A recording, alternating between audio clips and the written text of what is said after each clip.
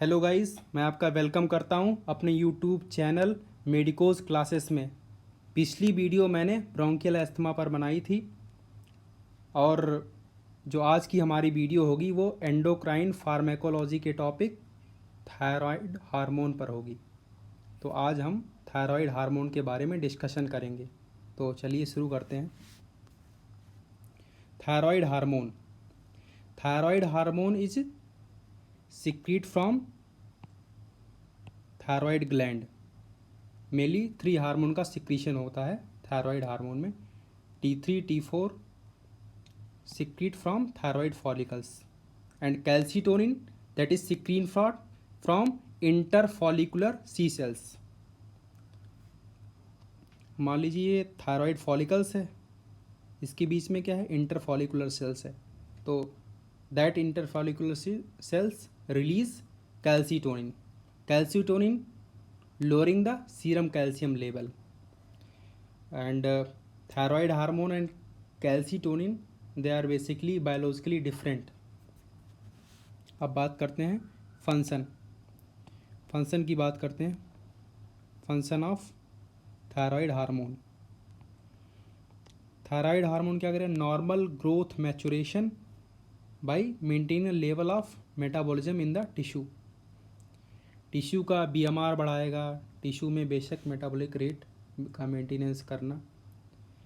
Metabolism में किसकी, lipid की मेटाबॉलिज्म में क्या कराएगा thyroid hormone, lipolysis lipogenesis. Glucose की मेटाबॉलिज्म में अगर हाइपरथायरॉयडिज्म कंडीशन है तो हाइपरग्लाइसीमिया कॉज कराएगा। प्रोटीन की जो मेटाबॉलिज्म में ओवरऑल कैटाबॉलिक होती है। अगर बात करते हैं सीबीएस में, कार्डियोवैस्कुलर सिस्टम में, तो थायराइड हार्मोन का यहाँ पर क्या एक्शन होता है, हाइपर डायनमिक एक्शन होता है। मीन्स डिमांड बढ़ा देता है हर चीज़ की, कार्डियक आउटपुट, हार्ट रेट, सारी चीज़ें डिमांड बड़ी होती है। अगर बात करें नर्वस सिस्टम की, तो in the nervous system the if condition is cretinism means अगर बेबी प्रेग्नेंट वुमेन है उसके अंदर अगर थायराइड हार्मोन की डिफिशियंसी, हाइपोथायरॉयडिज्म है, तो वहाँ पर जो बेबी जो बर्थ होगी बेबी की वो मेंटली रिटार्डेड होगा। That is called cretinism. Cretinism उस बच्चे को कहेंगे। दूसरी कंडीशन होती है मिक्सोडिमा कोमा। मिक्सोडिमा कोमा में नर्वस सिस्टम मतलब क्या प्रॉब्लम थी, स्लगीनेस मिलता है। अगर हाइपरथायरॉयडिज्म की कंडीशन है तो एनॉक्शियस, नर्वस और एक्साइटेबल ये कंडीशन मिलेगी। अब बात करते हैं मसल्स में। मसल्स में थायराइड हार्मोन का क्या रोल होगा, ट्रेमर्स, इंक्रीज मसल टोन, ये सारा फंक्शन जो होगा वो होगा थायराइड हार्मोन की वजह से। अब बात करते हैं अगर T4 है, T4 क्या करता है, एरिथ्रोपोइसिस को प्रमोट करता है। तो दिस कंडीशन मीन्स एनीमिया। अगर T4 की डिफिशियंसी होगी तो उस पेशेंट में क्या हो जाएगा, एनीमिया हो जाएगा, क्योंकि T4 क्या कर रहा है, एरिथ्रोपोइसिस में हेल्प कर रहा है। फिर बात करते हैं फर्टिलिटी की। अगर हाइपोथायरॉयडिज्म कंडीशन है तो फिर फर्टिलिटी क्या हो जाएगी, कम हो जाएगी। इसके अलावा बात करेंगे हम हाइपोथायरॉयडिज्म की। हाइपोथायरॉयडिज्म इसके क्या क्या फीचर मिलेंगे हमें, ब्रेडिकार्डिया है ना, low BP, poor resistance to cold है ना। अब हाइपोथायरॉयडिज्म है तो मेंटल और फिजिकल इनका भी डेवलपमेंट नहीं होगा। अगर मेंटल ग्रोथ नहीं होती तो बेबी क्या होगा, मेंटली रिटार्डेड होगा। अगर फिजिकल ग्रोथ नहीं होती है तो डॉर्फिज्म होगा, है ना। डायग्नोस्टिक क्या होता है कि अगर TSH लेवल बढ़ा है तो दैट कंडीशन इज हाइपोथायरॉयडिज्म। अगर TSH लेवल कम है तो हाइपरथायरॉयडिज्म है। अब बात करते हैं T3 और T4 में क्या डिफरेंस होता है। T3 जो होता है वो short acting, T4 long acting. T3 more active होता है, ये less active, T4 less active. ये लेस अमाउंट में प्रेजेंट होता है, अबाउट 10 to 15% प्रेजेंट होता है। और ये जो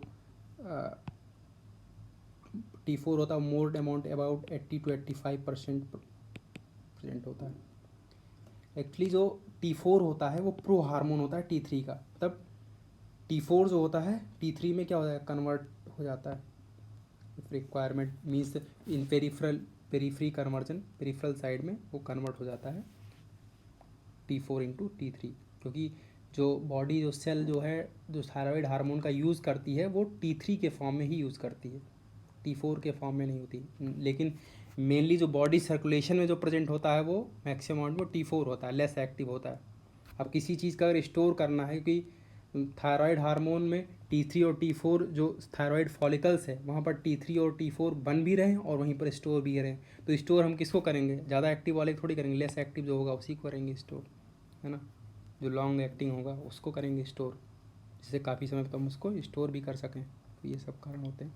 अब बात हम हाइपोथायरॉयडिज्म की कर रहे हैं, तो अगर थायराइड TSH लेवल बढ़ा हुआ है, T3 TSH का लेवल बढ़ा हुआ है, पेशेंट को हाइपोथायरॉयडिज्म है, तो वहाँ पर जो ड्रग ऑफ चॉइस होती है हाइपोथायरॉयडिज्म की होती है L-थायरॉक्सिन, जो होता है T4 का डेरिवेटिव।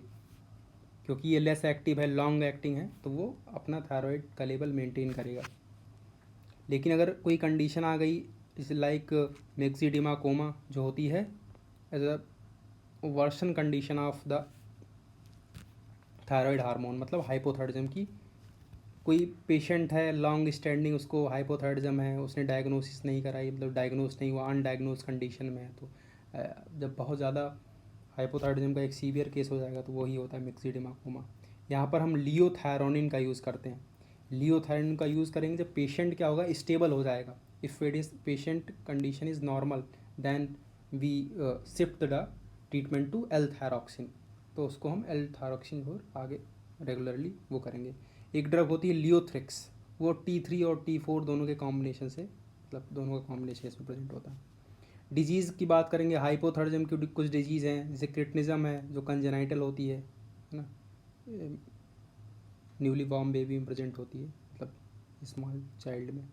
दूसरी है अपनी मिक्सिडिमा कोमा है, जो लॉन्ग स्टैंडिंग कोई डिजीज़ है हाइपोथायरॉयडिज्म की, थायराइड यहाँ पर कम है तो अनडायग्नोस है, वो कंडीशन मिक्सिडिमा कोमा होती है। नॉन टॉक्सिक गोइटर है जो आयोडीन डिफिशिएंसी, मतलब इसमें एक्चुअली ये जो होता है ये एसिम्टोमेटिक होता है, इसमें इन जनरल जो है सिम्टम्स नहीं होते हैं, लेकिन क्या होता है आयोडीन डिफिशिएंसी की वजह से जो थायराइड के नोड्यूल्स होते हैं उनकी ग्रोथ हो चुकी होती है, तो गोइटर फॉर्म कर लेता है नोड्यूल्स, थायराइड ग्लैंड की ग्रोथ हो जाती है। बाकी आयोडीन डिफिशिएंसी होता है, इसमें मतलब पेशेंट एसिम्टोमेटिक होता है इन जनरल। चौथी कंडीशन है हैशीमोटो थायरोडाइटिस। हैशीमोटो थायरोडाइटिस में क्या है, इसमें एंटीबॉडी जो है थायराइड परऑक्सीडेज एंजाइम होता है, अभी आगे हम डिस्कस करेंगे थायराइड परऑक्सीडेज के बारे में, उसके खिलाफ एंटीबॉडी बन जाती है।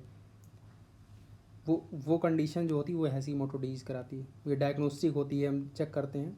ऑटो इम्यून डिजीज़ भी है हैशीमोटो थायरोडाइटिस, तो उसकी अपनी जो बॉडी की सेल्फ मतलब इम्यूनिटी है उस थायराइड परऑक्सीडेज के खिलाफ एंटीबॉडी बना देती है।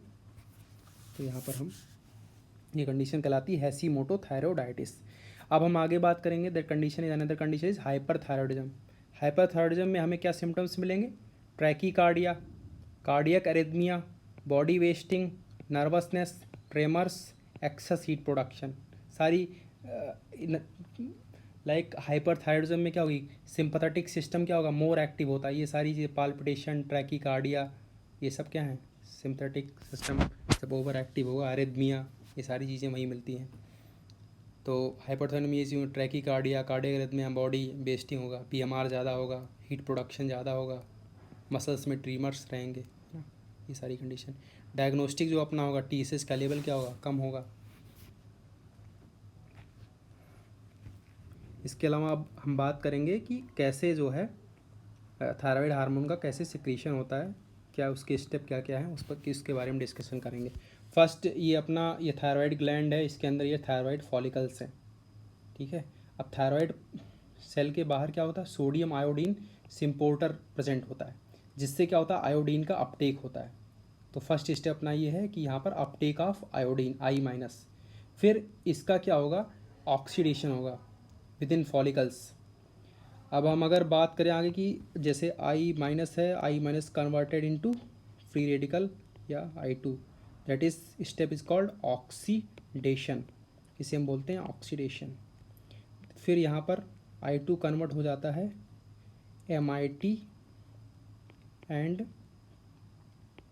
DIT में।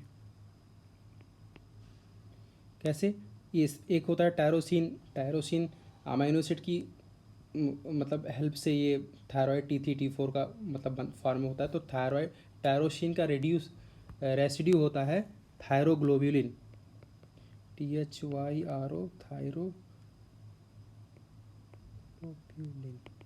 थायरोग्लोब्यूलिन की हेल्प से जो होता है ये, इस स्टेप को हम कहते हैं ऑर्गेनिफिकेशन। ऑर्गेनिफिकेशन इसे कहते हैं, ये सेकेंड स्टेप है। फिर इसके बाद तीसरा स्टेप होता है कपलिंग, इसे बोलते हैं CUP, कपलिंग रिएक्शन, जिससे बनता है T3 और T4। ये सारी स्टेप किस में चल रही होती हैं? फॉलिकल्स में चल रही थी। फॉलिकल्स में चलती हूँ, फॉलिकल्स में T3 और T4 बन जाता है। किसकी हेल्प से? ये जो अपने तीनों स्टेप हैं, ऑक्सीडेशन,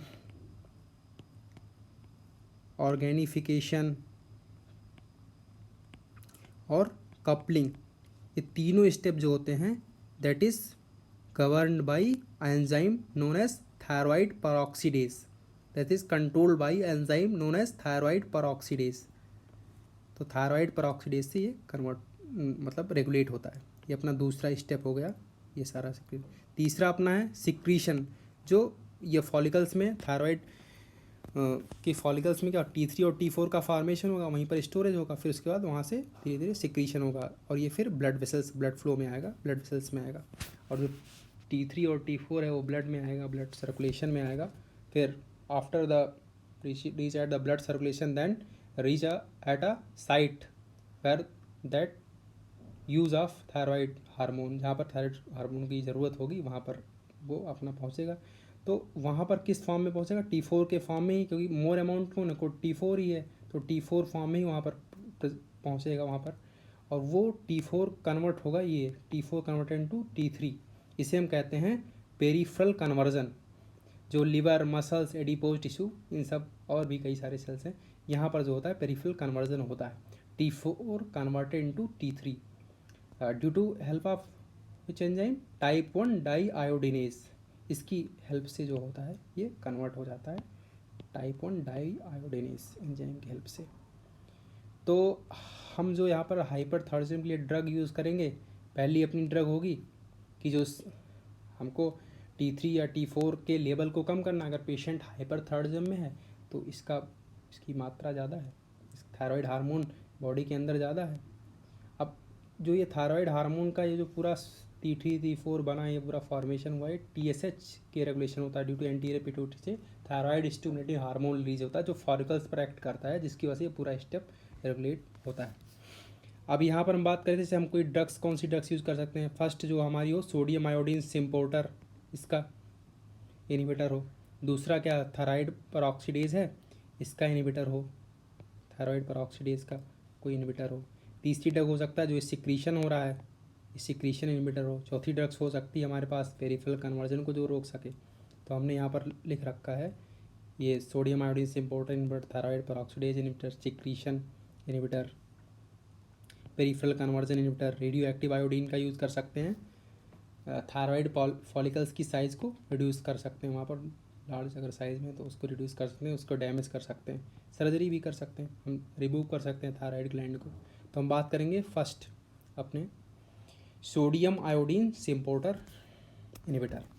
इसमें कौन कौन सी ड्रग्स है अपने पास? परक्लोरेट, परटेक्टिनेट, थायोसाइनेट, सब में 8 है, मतलब नाइट्रेट भी होता है, नाइट्रेट सारे। तो ये सब क्या होते हैं? सोडियम आयोडीन सिम्पोर्टर इनिबिटर होते हैं।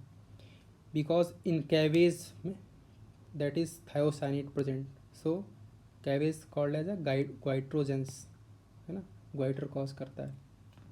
क्योंकि अगर कैवेज होगा तो इसमें क्या होगा? T3 T4 का सिंथेसिस नहीं होगा, तो पेशेंट के अंदर क्या होगी? हाइपोथायरॉयडिज्म हो सकती है। तो या ग्वाइटर, अगर सेल के अंदर थायराइड हार्मोन का लेवल कम होता है तो सेल क्या करती हैं? कोशिश करती हैं कि ज़्यादा से ज़्यादा थायराइड हार्मोन का क्या कर सकें? प्रोडक्शन कर सकें। उसके लिए वो क्या करती हैं कि सेल की हाइपरट्रॉफी होती है, फॉलिकल्स की ग्रोथ हो जाती है, तो नोड्यूल्स का मतलब थायराइड ग्लैंड की साइज़ क्या हो जाती है? लार्ज हो जाती है। तो हालांकि ये जो ड्रग्स हैं वो वेरी मतलब काफ़ी टॉक्सिक ड्रग्स हैं, तो क्लिनिकली इनका कोई सिग्निफिकेंट नहीं है, क्लिनिकली कोई यूज़ नहीं है, तो इन ड्रग्स का हम कोई यूज़ करते नहीं हैं। दूसरी अपनी ड्रग्स है thyroid peroxidase inhibitor. First point इसमें इंपॉर्टेंट ये है कि ये टू मेक द पेशेंट यूथायरॉइड बनाने के लिए, पेशेंट को यूथायरॉइड या एंटी थायराइड बनाने के लिए हम इस ड्रग्स का यूज़ करते हैं। इसमें मेनली 3 ड्रग्स हैं, कार्बिमाजोल या मेथिमाजोल, ये उसका एक्टिव ड्रग है मेथिमाजोल, और तीसरी ड्रग है प्रोपाइल थायोरेसिल्स। तो ये जो 3 ड्रग्स अपने इसमें क्या होगी, प्लाज्मा प्रोटीन बाइंडिंग जो होगी, कार्बिमाजोल या मेथिमाजोल की बात करेंगे तो कार्बिमाजोल और मेथिमाजोल में plasma protein binding plasma protein से बाइंड नहीं करेगा, और ये क्या करेगा, प्लाज्मा प्रोटीन से बाइंड करेगा। इसके अलावा बात करेंगे तो प्लाज्मा, अगर पोटेंसी की बात करते हैं तो पोटेंसी किसकी, इसकी ज़्यादा है कार्बिमाजोल और मेथिमाजोल की।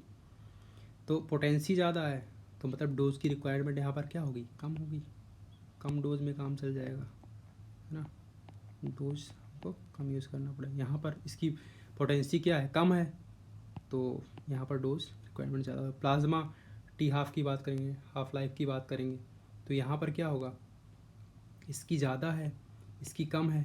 अब जिसकी टी हाफ कम हो, जो जल्दी टूट जा रही, तो वहाँ पर हम क्या है, many time in a day, मतलब एक दिन में इस ड्रग की रिक्वायरमेंट क्या होगी, ज़्यादा होगी, ज़्यादा हमें डोज लेना पड़ेगा, ज़्यादा टाइम लेना पड़ेगा। अगर इसको 2 बार ले रहे हैं तो इसको 3 बार लेना पड़ेगा। चौथा पॉइंट अपना प्लेसेंटा को ये क्रॉस कर रही है, तो और ये प्लेसेंटा क्रॉस नहीं कर रही, बहुत कम अमाउंट में कर रही, तो फर्स्ट ट्राइमेस्टर में हम क्या करेंगे, ड्रग ऑफ चॉइस हमारी क्या होगी, प्रोपाइल थायोरेसिल होगी। अगर क्वेश्चन आता है कि प्रेगनेंसी में ड्रग ऑफ चॉइस क्या है, प्रोपाइल थायोरेसिल, अगर फर्स्ट ट्राइमेस्टर पूछा था तो भी प्रोपाइल थायोरेसिल। अगर फर्स्ट ट्राइमेस्टर मेंशन नहीं करेगा कि in pregnancy drug of choice, तो भी प्रोपाइल थायोरेसिल होगी। हाँ, अगर सेकेंड या थर्ड ट्राइमेस्टर की बात करता है तो वहाँ पर कार्बिमाजोल या मेथिमाजोल हम टिक कर सकते हैं। इसके अलावा और भी पॉइंट्स हैं इसमें, अब जैसे अगर बात करें तो हिपैटोटॉक्सिसिटी की बात करें तो हिपैटोटॉक्सिसिटी इसमें नहीं होती है, इसमें हिपैटोटॉक्सिसिटी होती है। यहाँ पर पेरिफेरल कन्वर्जन को ये इनहिबिट करता है, तो वहाँ पर भी हम इसका यूज़ कर सकते हैं। अब इसके अलावा अपनी थर्ड ड्रग्स है सिक्रीशन इनहिबिटर्स, ये सिक्रीशन इनहिबिटर्स है, ये fastest acting anti thyroid drug है, effect only of few days affect करती है। मतलब इसमें क्या होगा, सिक्रीशन को, ये अगर इस ड्रग का हम यूज़ करेंगे तो तुरंत क्या होगा, थायराइड का लेवल, थायराइड हार्मोन का लेवल कम होगा, क्योंकि जो सिक्रीशन हो रहा है उसको ब्लॉक कर रही है। अगर हम बात करें थे अपना ये थायराइड पेरोक्सीडेज एंजाइम, तो उस वहाँ पर क्या हो रहा था, सिंथेसिस जो होता है T3 या T4 की, वो रुक रही थी। लेकिन थायराइड हार्मोन तो स्टोरेज भी, कुछ स्टोरेज के फॉर्म में भी प्रेजेंट रहता है, लेकिन ये इसमें क्या है, सिक्रीशन रुक रहा है, तो ये जो है फास्टेस्ट एक्टिंग ड्रग है एंटी थायराइड ड्रग। इसका इफेक्ट कुछ ही दिनों तक होता रहता है। इसमें कौन सी ड्रग्स हैं, sodium iodide, potassium iodide, Lugol's iodine. अब एक पूछा था ल्यूगोस आयोडीन क्या क्या होता है, 5% I2 होता है और 10% पोटेशियम आयोडाइड होता है। कई बार ऑब्जेक्टिव क्वेश्चन अगर आता है तो उससे 5% जो I2 होगा और 10% पोटेशियम आयोडाइड होता है, वो ऑप्शन सही होगा, ल्यूगोस आयोडीन। ये सब क्या है, सिक्रीशन इनहिबिटर्स हैं। I- क्या करता है, to treat period to surgery, मतलब अगर सर्जरी कहीं ऐसे लाइक थायराइड स्ट्रोम की कंडीशन है तो वहाँ पर जो है हम इसका यूज़ करेंगे I- का, मतलब टू ट्रीट पीरियड, मतलब सर्जरी से पहले इसको देंगे पेशेंट को यूथायरॉइड बनाने के लिए। इसके अलावा एक यूज़फुल रोल और भी है कि वैस्कुलरिटी जो है वो थायराइड स्ट्रोम की कम हो जाती है ना, तो ऑपरेशन या इन सब में हमें मतलब ब्लीडिंग, ये सब प्रॉब्लम से बच सकते हैं। अब इसके अलावा बात करते हैं अपन रेडिएशन की।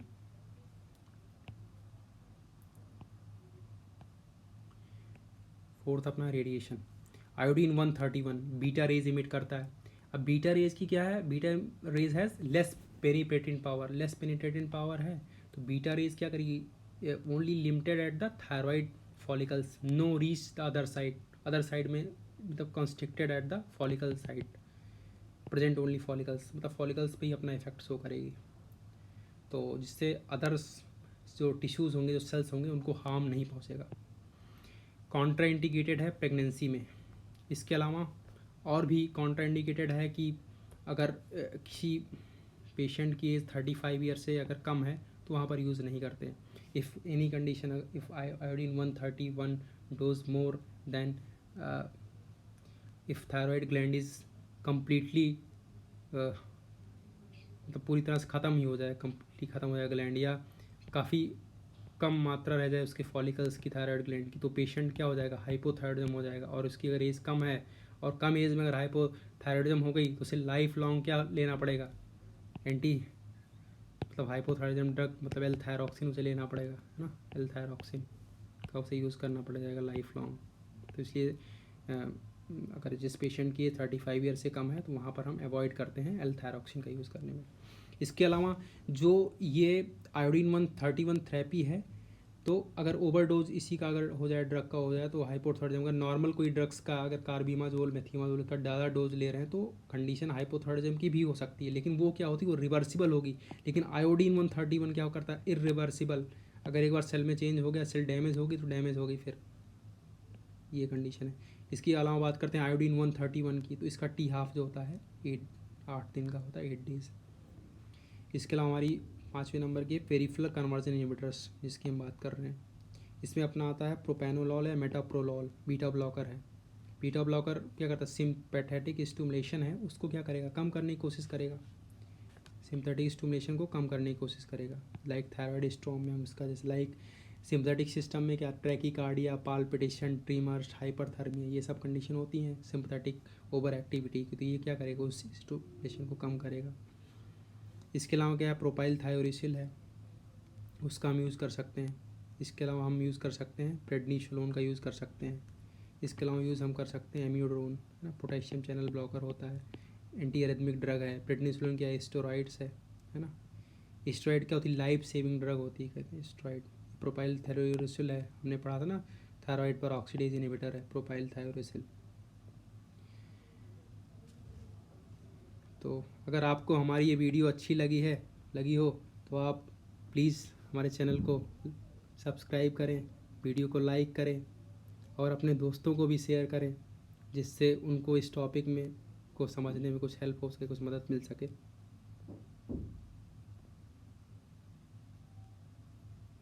अब बात करेंगे आगे क्वेश्चंस की. इसमें फर्स्ट क्वेश्चन है, conversion of T4 to T3 is inhibited by all except. अब इस कंडीशन में मतलब conversion of T4 to T3 is inhibited by, तब पेरिफेरल कन्वर्जन हो रहा है, इसको कौन रोक सकता है, तो जो पेरिफेरल कन्वर्जन इनहिबिटर होगा तो वही. इसमें क्वेश्चन है ऑल एक्सेप्ट, मतलब और सब हैं, कौन नहीं है, तो ये नहीं है, मेथिमाजोल नहीं है.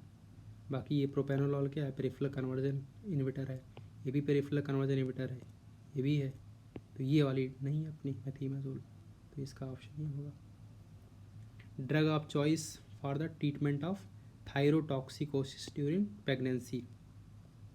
अगर प्रेगनेंसी की कंडीशन है तो इसमें हमारे पास सेफ ड्रग कौन सी होगी, ये. क्यों, क्योंकि ये प्लेसेंटा को क्रॉस नहीं कर रही है, तो इसलिए हम इसका यूज़ करेंगे, ऑप्शन टिक करेंगे.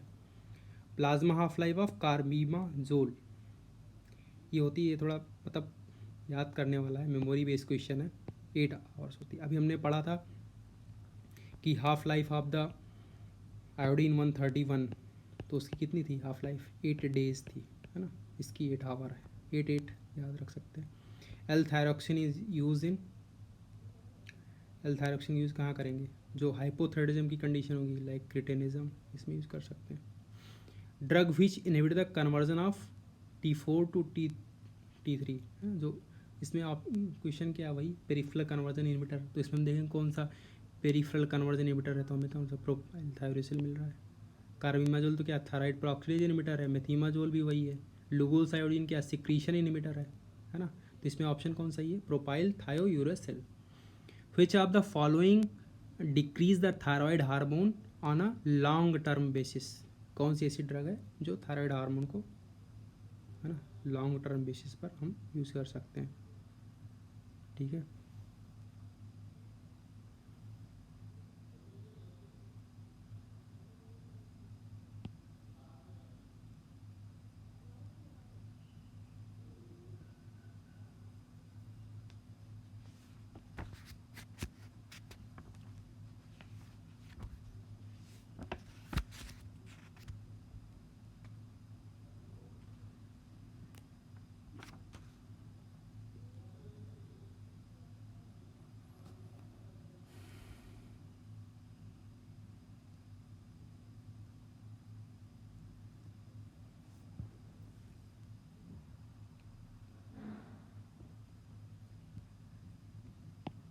तो इसमें कौन सा ऑप्शन होगा, which of the following decrease thyroid hormone on a long term basis. तो इसमें अपना T4 तो थायराइड हार्मोन है, कैल्सिट्रियोल है ना, विटामिन डी है। इसमें आयोडीन 131 होगा क्योंकि जो हाइपर थायराइडिज्म में यूज़ किया था, तो ये ऑप्शन होगा। Fastest acting anti thyroid drug कौन सी है, जो फास्टेस्ट एक्शन जिसका हो, तो हमने भी पढ़ रखा था, ये वाला ऑप्शन होगा। जो सिक्रीशन इनहिबिटर होगा वो फास्टेस्ट एक्टिंग ड्रग होगी। अब लुगोल थायोडीन का इसमें कौन सा ऑप्शन सही होगा, 5% होगा, ये वाला ऑप्शन सही है ना। 5% iodine plus 10% potassium iodide. Orally active hormone कौन सा होता है, थायरॉक्सिन, ओरल एल थायरॉक्सिन का लेते हैं। इसके अलावा thyroid gland function is best monitored by which of the following. तो लेवल ऑफ टीएसएच की मान, अगर टीएसएच का लेवल क्या है, ज़्यादा है, तो कंडीशन होती है हाइपोथायरॉइडिज्म की, अगर कम है तो हाइपरथायरॉइडिज्म की कंडीशन होती है, बेस्ट मॉनिटरिंग इसी हो जाती है। Which of the following is not use in the management of thyroid स्ट्रोम, कि मैनेजमेंट में किसका यूज़ नहीं होता, थायराइड स्ट्रोम इसका नहीं करते हैं, एसआरपीन।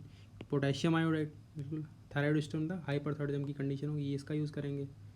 बीटा ब्लॉकर है, इसका यूज़ करेंगे, ये सिक्रीशन इनहिबिटर है potassium iodide. Calcium channel blocker का भी यूज़ करते हैं। कैल्शियम चैनल ब्लॉकर का हम यूज़ कहाँ पर करते हैं, जहाँ पर हम बीटा ब्लॉकर्स का यूज़ नहीं कर पा रहे होते हैं। If any condition where we not use beta blockers, beta blocker का यूज़ नहीं, लाइक ब्राउनकिल अस्थमा, ऐसी कंडीशन जहाँ पर हम कॉन्ट्रा इंडिकेटेड होता है बीटा ब्लॉकर, तो वहाँ पर हम यूज़ करते हैं कैल्शियम चैनल ब्लॉकर्स का। तो वहाँ पर बाकी सारी चीज़ें लगभग कवर हो चुकी हैं।